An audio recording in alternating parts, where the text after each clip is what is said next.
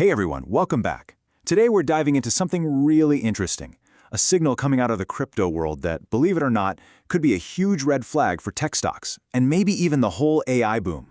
So is Bitcoin acting like the canary in the coal mine for the NASDAQ? That's the big question we're tackling, and it's all based on some pretty eye-opening analysis from Citigroup.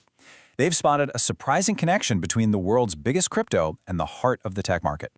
Yeah, it turns out there's this really powerful correlation that's popped up.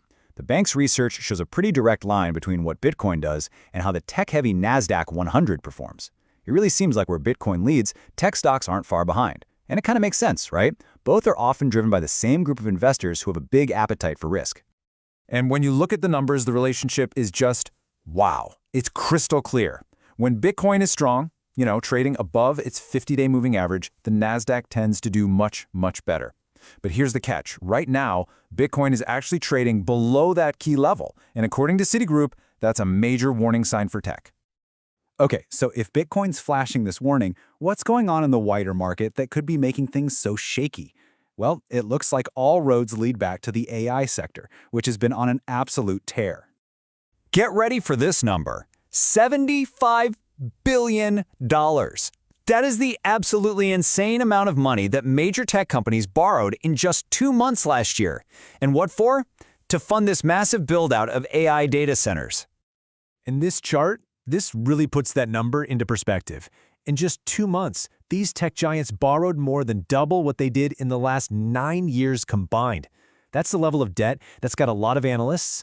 Well, let's just say they're getting pretty nervous.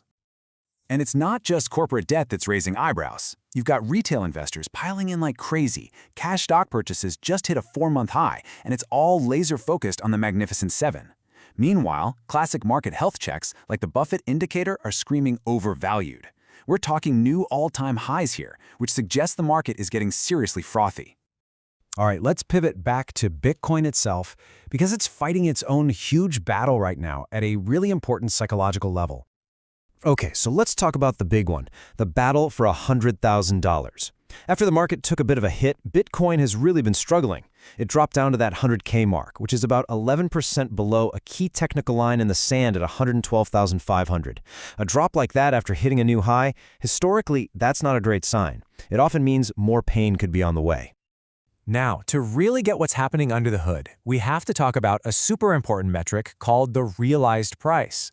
Basically, you can think of it as the average price that everyone who currently holds Bitcoin paid for their coins.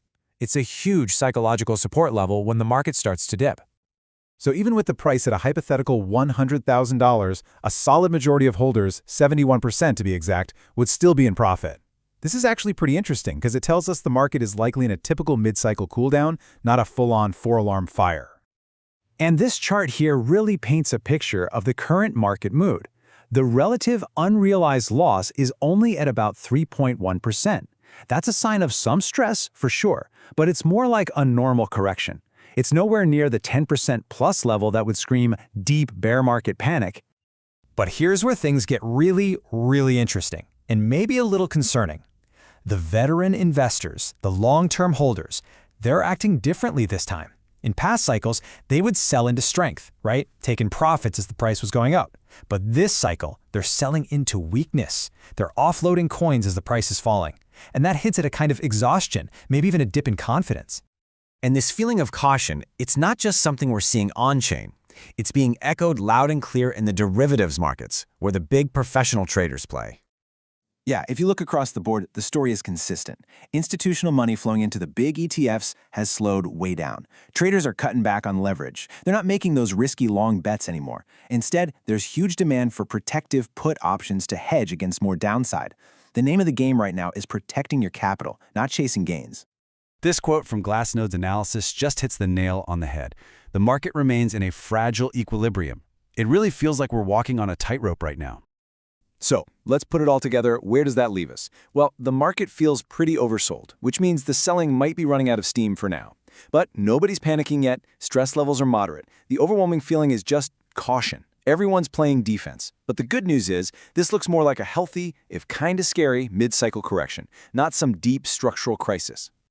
And that brings us to the $1 million question, or maybe the $100,000 question. What happens next? Are new buyers going to step up and soak up all this selling pressure? Or are the sellers going to stay in charge and push prices even lower? That's really the deciding factor. Hey, if you found this explainer helpful, do me a favor and smash that like button and subscribe so you don't miss your next Daily Edge. We've got more news for you in our Telegram channel. Check the first comment for the link. See you next time.